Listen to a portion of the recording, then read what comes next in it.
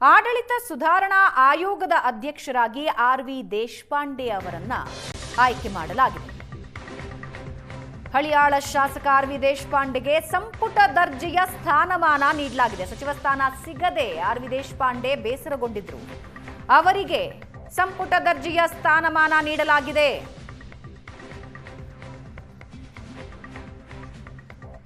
ಆಡಳಿತ ಸುಧಾರಣಾ ಆಯೋಗದ ಅಧ್ಯಕ್ಷ ಸಂಪುಟ ದರ್ಜೆಯ ಸ್ಥಾನಮಾನವನ್ನ ನೀಡಲಾಗಿದೆ. ಸಚಿವ ಸ್ಥಾನ ಸಿಗದೆ ಬೇಸರಗೊಂಡಿದ್ರು ಆರ್.ವಿ. ದೇಶಪಾಂಡೆ.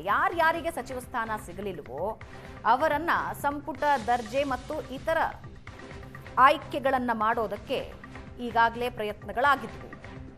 ಈಗ ಆರ್.ವಿ. ದೇಶಪಾಂಡೆ ಅವರನ್ನ ಸಂಪುಟ ದರ್ಜೆಗೆ ಸೇರಿಸಲಾಗಿದೆ. ಆಡಳಿತ ಸುಧಾರಣಾ ಆಯೋಗದ ಅಧ್ಯಕ್ಷರಾಗಿ ಆರ್.ವಿ. ದೇಶಪಾಂಡೆ ಅವರನ್ನ ಆಯ್ಕೆ ಮಾಡಲಾಗಿದೆ. ಅಧಿಸೂಚನೆ ನೀವು ನೋಡ್ತಾ ಇದ್ದೀರಿ.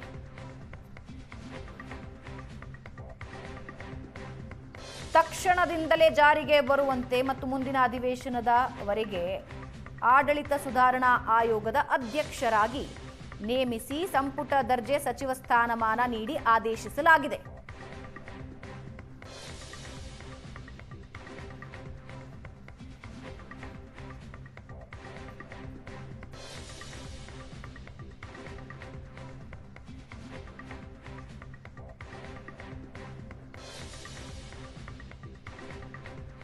ಆಯ್ಕೆ ಮಾಡಲಾಗಿದೆ. ಹಳಿಯಾಳ ಶಾಸಕ ಆರ್.ವಿ. ದೇಶಪಾಂಡೆಗೆ ಸಂಪುಟ ದರ್ಜೆಯ ಸ್ಥಾನಮಾನ ನೀಡಲಾಗಿದೆ. ಸಚಿವ ಸ್ಥಾನ ಸಿಗದೆ ಆರ್.ವಿ. ದೇಶಪಾಂಡೆ ಬೇಸರಗೊಂಡಿದ್ರು. ಅವರಿಗೆ ಸಂಪುಟ ದರ್ಜೆಯ ಸ್ಥಾನಮಾನ ನೀಡಲಾಗಿದೆ.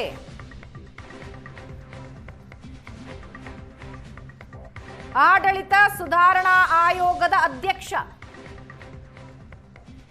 ಸಂಪುಟ ದರ್ಜೆಯ ಸ್ಥಾನಮಾನವನ್ನ ನೀಡಲಾಗಿದೆ. ಸಚಿವ ಸ್ಥಾನ ಸಿಗದೆ ಬೇಸರಗೊಂಡಿದ್ರು ಆರ್.ವಿ. ದೇಶಪಾಂಡೆ. ಯಾರಿಗೆ ಸಚಿವ ಸ್ಥಾನ ಸಿಗಲಿಲ್ವೋ ಅವರನ್ನ ಸಂಪುಟ ದರ್ಜೆ ಮತ್ತು ಇತರ ಆಯ್ಕೆಗಳನ್ನ ಮಾಡೋದಕ್ಕೆ ಈಗಾಗಲೇ ಪ್ರಯತ್ನಗಳಾಗಿದ್ವು.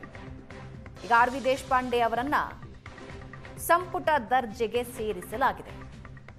ಆಡಳಿತ ಸುಧಾರಣಾ ಆಯೋಗದ ಅಧ್ಯಕ್ಷರಾಗಿ ಆರ್.ವಿ. ದೇಶಪಾಂಡೆ ಅವರನ್ನ ಆಯ್ಕೆ ಮಾಡಲಾಗಿದೆ. ಅಧಿಸೂಚನೆ ನೀವು ನೋಡ್ತಾ ಇದ್ದೀರಿ.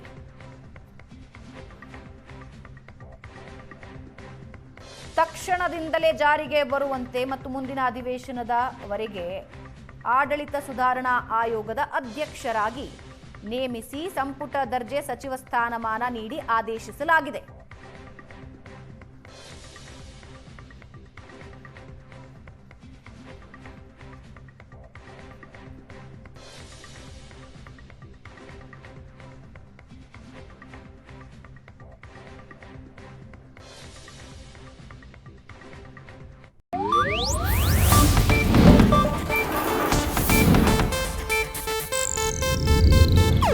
ಇದು ಏಷ್ಯಾನೆಟ್ ನ್ಯೂಸ್ ನೆಟ್ವರ್ಕ್ ಪ್ರಸ್ತುತಿ.